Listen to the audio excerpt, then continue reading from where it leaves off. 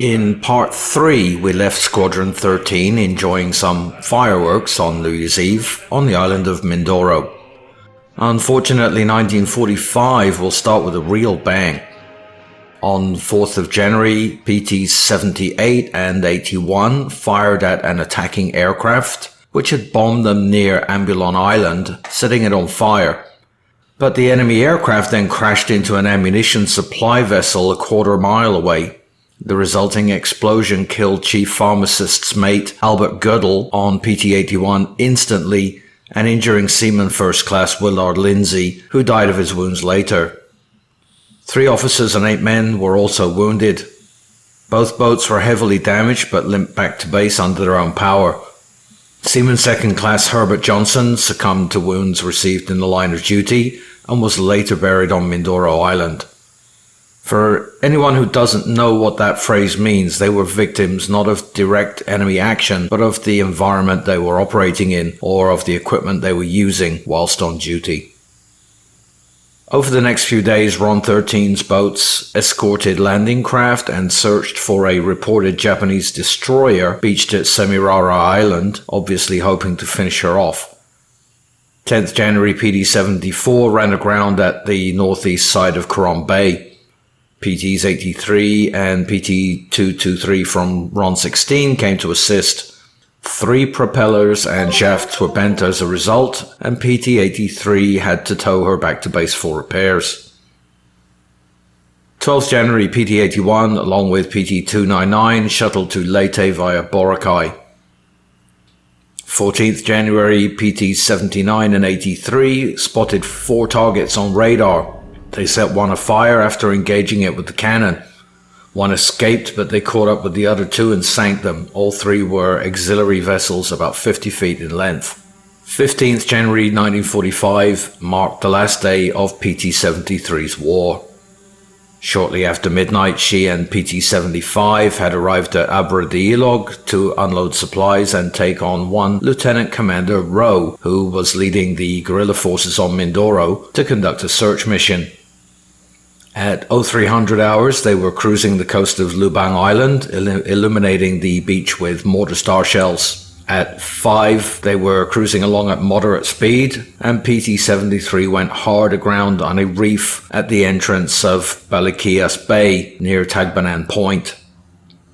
A gash 3.5 feet long had been ripped in the hull into the engine room, and more holes were apparent in the fuel tank compartment and the lazarette. In 20 minutes, the boat had taken on 4 feet of water and was stuck hard on the reef.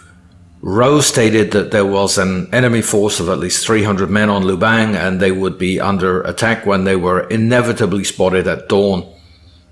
The crew was transferred to PT-75 and skipper William R. McQuilkin set to work cutting the fuel lines and starting fires about the boat. Once aboard PT-75, they set the 73 on fire with gunfire and rockets.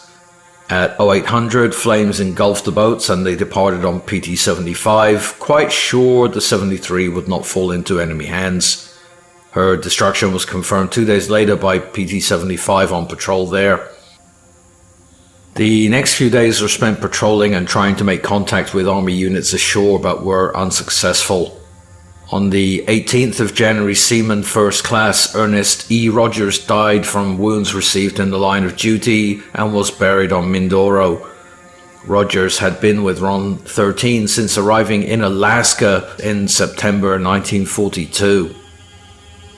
Jan 20th, PTs 79 and 77 went to drop the commander of Task Unit 70.1.4 at Blue Beach for a 4-day survey for a site to set up an advanced PT boat base. They also boarded 1 Army casualty and a scout. The next morning, they decided to take them back to base, having failed to make contact with the Army. At 0200 hours, PT-79 went aground on Dongon Reef.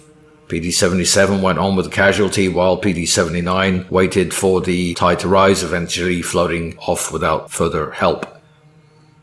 On January 22nd, PT-75 with PT-298 of RON 16 collected CTU 70.1.4 at Abra de Ilog at 0700 hours. At 0730, they rendezvoused with 2 B-25s and 4 P-38s to execute a joint strike against Japanese suicide boat hideouts near the Santiago River. After shelling the beach and directing the aircraft in bombing and strafing runs, they were attacked by 2 low-flying F-4U aircraft. The P-38s got the tail numbers of the aircraft, which belonged to a Marine unit stationed on Leyte.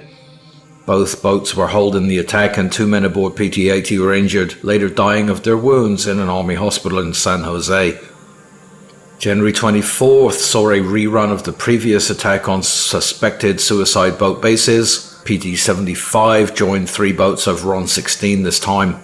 Again, bombing and strafing runs were carried out, and 1 lugger at the mouth of the Santiago River was damaged beyond repair. This time there was no friendly fire incident.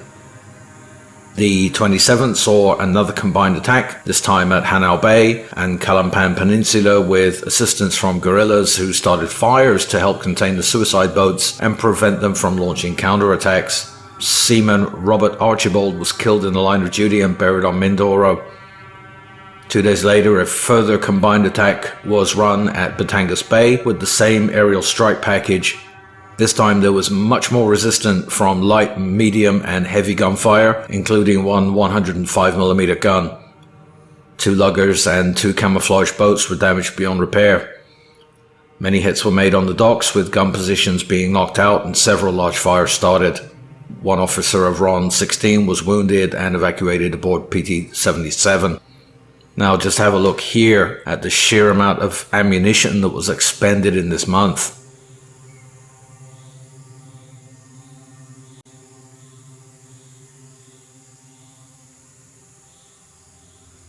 1st February 1945. On this night, with a clear sky and a full moon, PTs 77 and 79, under the command of Lieutenant George H. Stillman, were ordered to patrol against suicide boats up the coast of Luzon toward, but not north, of Tallinn Point. Destroyers and their escorts were to patrol there, and Stillman was to protect them against the suicide boats. However, 3 miles south of the point, they were illuminated by star shells and engaged by USS Conyngham and USS Luff. Recognizing they were US Navy ships, they ran rather than return fire, all while signaling frantically and attempting to raise them on the radio. The commander of Destroyer Squadron 5, however, states, 2258, the destroyer and escort report 2 small contacts north of their operation area at Tallinn Point, consider them as enemies, and open fire. 2310, Luff reports that the contacts are racing away and laying smoke. Now they are questioning if these are friendlies and request confirmation. Now, to my knowledge, no suicide boats or queen boats were fitted with smoke generators. 2015, commander of task group replies that no PT boats should be in that area, and therefore they can be considered hostile. The radio man's attempts to raise the boats by radio or ID them by IFF fail. 2318, running at high speed and under fire, PT-77 ran onto an uncharted reef and went hard aground. Taking fire, the crew abandoned ship, being hit by Coningham's guns and sunk just minutes later. PT-79 chopped her throttles and slowed to a crawl to avoid running aground, but at 2330 was hit immediately on her port side, immediately exploding, though Conyngham states that she was merely set afire. 2345, both destroyers passed by the survivors and still did not recognize them as friendly, making no attempt to rescue the crews due to the possibility of more enemies present. Lieutenant Stillman was never seen again. 1 motor machinist's mate, First Class Joseph E. Klesch, and Quartermaster Third Class Vincent Berra were also never found. All were declared killed in action, not killed in the line of duty. Boat Captain Lieutenant Michael A. Huffian, I hope I pronounced that correctly, was also killed. The remaining 30 officers and men swam ashore with aid from guerrillas, escaped capture for 3 days. Finally, they managed to make it back to their base aboard PTs 229 and 230. To give equal time to the destroyer skippers, here are the reports from Conyngham and a corroborating report from Tinsman, who claimed the PT boat made a run at Luff. You decide.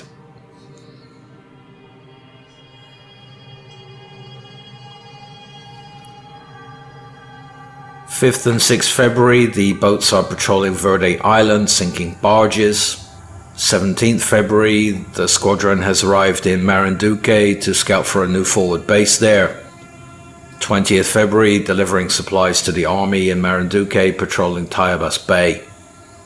21st February, PT-79 and 82 fired 2 torpedoes each at enemy freighter Celebes Maru, which was unmanned and aground on a reef near Callum Bay. Each boat scored 1 hit, making sure it could not be refloated, and this is how the ship looks now. February 25th, joint air-sea strikes on Romblon town, and we close out the month destroying suicide boat dens from Batangas to Balayan. Now, MTB RON 13's reports are missing for the months of March, April and May. However, we do have the reports of RON 17, which is in the same task unit, and their reports also mention RON 13. On the 8th of March, Seaman 2nd Class Willis Johnson died and was buried near San Jose, cause of death unknown. During March, a total of 7 men died. March 14th, PT-82 with PTs 223 and 291 went to Lubang Island to meet with Army officers to arrange the transfer of captured Japanese suicide boats to the commander of the task unit. 3 Japanese POWs were brought back to base for questioning and later handed back to the Army. Most of March seems to have passed like this, with patrols that make no contacts and some ferrying of Army officers from island to island. So we hope that the boat crews got a little bit of R&R in at that time. Despite the war diaries being missing for RON 13 in April 45, the muster rolls indicate that 2 crew members were busted down a rank by court-martial, while at the same time a great many more were promoted a rating and many were transferred out for medical treatment, so I don't know what these 2 fellas had done. Come May, many replacements or returning crews arrive and many more promotions are handed out. May 12th, the USS Willoughby arrives in Mangarin Bay to support the PT boats there. June 5th brings another set of movement orders and Task Unit 70.1.7 is formed with 9 boats of MTB RON 13 and 3 boats of RON 16. Lieutenant Commander A.W. Fargo is assigned as the commanding officer and the USS Willoughby is assigned as the tender to the unit. The next day, the boats begin to transfer from Mangarin Bay for Puerto Princesa in Palawan, and by the 9th they're in convoy to Brunei Bay, Borneo in Operation Obo 6, which was another assault on beaches there, this time by a joint Australian and US force. The PT boats do not seem to have had action there. You can see in this footage, which I think is from this deployment, a lot of oil fires on the shore, which may have been retreating Japanese troops setting fire to storage tanks and wells. As we go into August, RON 13 comes under the command of Task Unit 70.1.7, which also comprises of RON 16 and the Willoughby in support. August 2nd, at Muara Island, Borneo, PTs 82 and 83 get a special mission to Tanjong Similjau. At this time they are working closely with Australian forces, which involves ferrying a lot of scouts, guerrillas and officers around. Patrols through this month are quiet and few contacts are made with the enemy. Of course, early August has seen the atomic bombing of Japan and the end of the war is clearly in sight. Come September, RON 13 is still with RON 16 and the Willoughby, but has a new commander and a new task unit. Now it's 93.4.64. They won't be in Brunei Bay for much longer though. September 7th sees new orders to transfer 4 more boats back to Mangarin Bay, and on the 8th, PT 76, 80, 82 and 83 again pass through Puerto Princesa. September 10th, with the Japanese having surrendered, PT 74, 75 and 85 go on a special operation in Sarawak to land Australian occupation troops at Pending and Kuching and evacuate POWs there. September 17th, PD 76 and 82 go on a similar mission in support of the US Army. September 21st, PD 76 and 82 return to their base at Mangarin Bay. September 26th, the task unit is dissolved and the rest of RON 13's boats start to transfer back to Mangarin Bay via Puerto Princesa. After a month of doing more odd jobs around Mindoro, on the 23rd of August, PT-82 departed Mandarin Bay, Mindoro for PT Base 17 at Guinea and Samar for decommissioning. Finally, in November, there is a move to start discharging men from service or to return them to the US for duty at home. Some go off to serve with other PT boat squadrons, some go home to the Navy Reserves, some are transferred to other Navy ships as the PT boat squadrons are dissolved.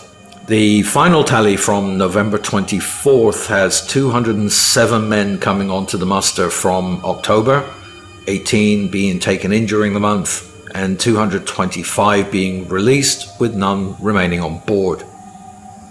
November 23rd, PT-82 is destroyed at Samar, presumably by burning, along with the other 9 surviving boats of RON 13 and with hundreds of other PT boats. PT-82 is finally struck from the Naval Registry on the 28th of November 1945. To quote bulkily once again, the Navy Department properly got rid of most of the PTs. Their job was done, and because of their light wooden construction, they could not be stored away against future need, as were the steel-hulled ships of the fleet. Indeed, many of the older boats, which had been kept running because of combat necessity, were no longer worth saving for any purpose. All the boats in the Western Pacific were carefully surveyed. It was found that 118 hulls were defective because of broken frames, worms and dry rot, broken keels, cracked longitudinals, or battle damage. These boats were stripped of all salvageable material and the bare hulls were burned on the beach at Samar. Now, if you think about all of the miles of just the crossings alone that were done on these hulls, it probably wasn't a rash decision to scrap the boats. Although I do wonder how many Filipinos could have made a home from the wood in those boats. Samar, after all, is one of the most typhoon-prone areas in the entire archipelago and also one of the poorest. So that, dear viewer, is the end of the story of PT Boat Squadron 13, PT 73, and the reality of the comedy McHale's Navy. This is going to be the last in my series on PT boats for a while at least. Watch out for the next video coming up, which will be on a completely different topic, a completely different Navy, and a completely different era. So look forward to seeing you then. Thank you for watching.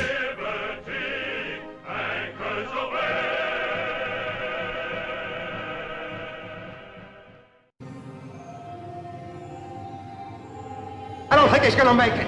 Oh.